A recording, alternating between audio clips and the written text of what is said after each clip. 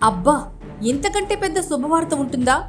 చంద్రబాబు నాయుడు ప్రమాణ స్వీకారోత్సవానికి Jagan party Dandupalyam batch హాజరు కాకూడదని నిర్ణయించుకుందట. ఈ దండుపాళ్యం బ్యాచ్ నాయకుడు జగన్ ని ఆహ్వానించాలని చంద్రబాబే స్వయంగా ఫోన్ చేసినా ఆ పోటుగాడు అందుబాటులోకి రాలేదంట.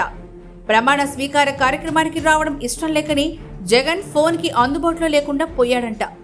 దరిద్రం వదిలింది. ఈ దరిద్రపు బ్యాచ్ ప్రమాణ స్వీకారోత్సవానికి వచ్చి ఎదురుగా కూర్చుని కళ్లల్లో నిప్పులు పోసుకుని ఏడ్చి చస్తారు. శాపనార్థాలు పెడతారు, కుళ్ళుకుంటారు, దిష్టి పెడతారు. ఈ అపశకునపు పక్షుల్ని ఎదురుగా పెట్టుకుని ప్రమాణ స్వీకారం చేయడం కూడా రాష్ట్రానికి అంత మంచిది కాదు. జగన్ పార్టీ చేసిన మంచి పని ఏదైనా ఉంది అంటే చంద్రబాబు ప్రమాణ స్వీకార కార్యక్రమానికి రాకూడదని నిర్ణయించుకోవడం. చాలా వైభవంగా ఆనందోత్సాహాలతో జరిగే చంద్రబాబు ప్రమాణ స్వీకారోత్సవంలో ఏడుపు ముఖాలు వేసుకుని ఈ వైసీపీ పిశాచాలు కూర్చొని ఉంటే ఎంత మాత్రం బాగోదు.